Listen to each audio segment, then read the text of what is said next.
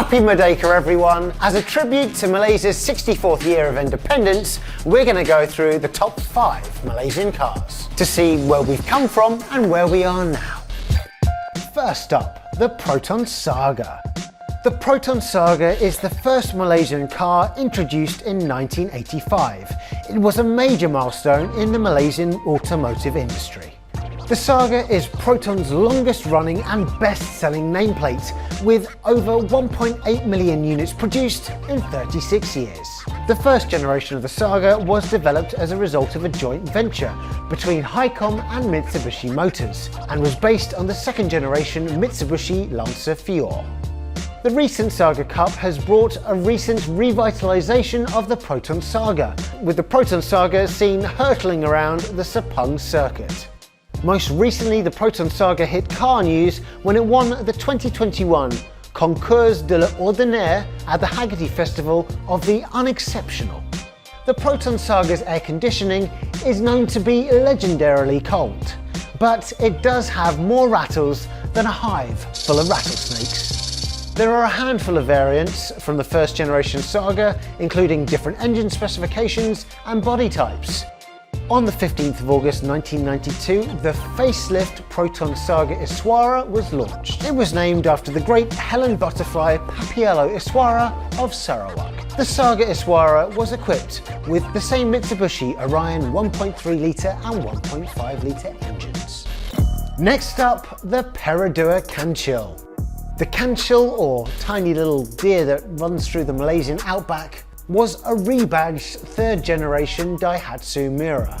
The Kancho was Perodua's first car after it was founded in 1992. The Kancho was released in 1994. Boleh dipercayai.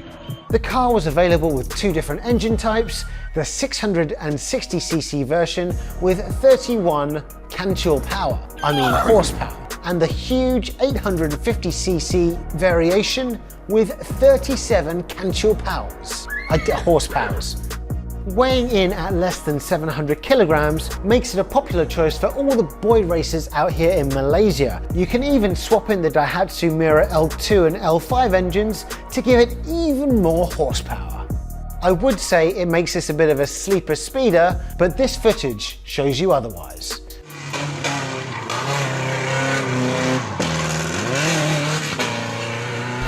The Proton Satria GTE.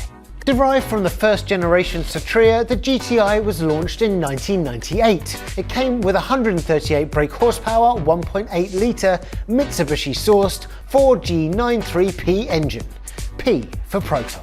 The engine was originally found in the Mitsubishi Lancer GSR, but here without the turbo and an increase in the compression to compensate. The Satria GTI was developed and re-engineered as a traditional hot hatch by Lotus in Hethel, England. The GTI went from 0 to 100 in 8.1 seconds with a top speed of 202 km per hour, making it one of the fastest Protons produced ever. The popularity of the GTI comes from its younger brother, the Proton Putra. The Putra was popular because of its 1.8 4G93 double overhead cam inline 4. The Putra was based on the Mitsubishi 4th generation Mirage Asti Lancer.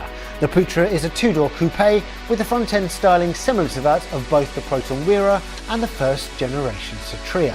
The rear, however, features a more original design with only the taillights bearing similarities to those first generation Satrias and 4th generation Lancers, which made it very popular with car enthusiasts because you could make it look like an original Mitsubishi.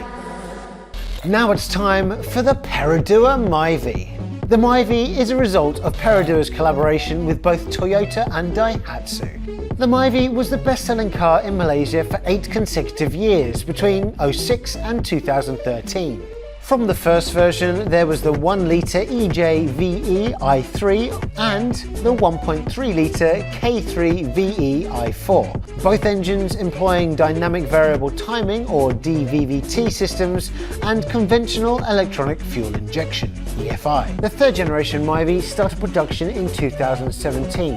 It came with a 1.3 litre 1NR VE inline 4 petrol engine and a 1.5 variant, the 2NR, which was very, very powerful. Both of those engines came from Toyota. Last but not least, the Proton X70. This is Proton's first SUV, launched in December of 2018. The C-segment SUV was unveiled by then Prime Minister and former Proton chairman Mahathir Mohamad. Back in 2017, DRB Hycom reached an agreement with Geely Motors for the China car maker to acquire a 49.9% equity stake in Proton.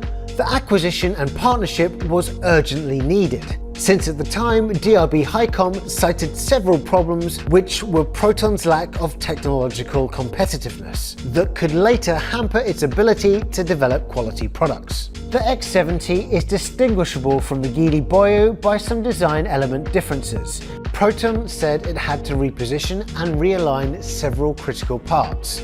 In total, 761 parts had to be changed to convert the Boyo into a right-hand drive X70, without counting the components that were completely re-engineered.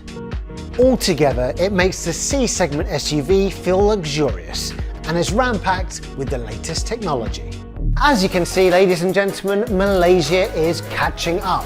From where we started with no airbags to having a ton of safety equipment. It's a proud moment for Malaysia with 36 years of production at hand. Let us know what your favourite Malaysian car is down in the comments below. Be proud, stay safe, happy Merdeka, and get fueled.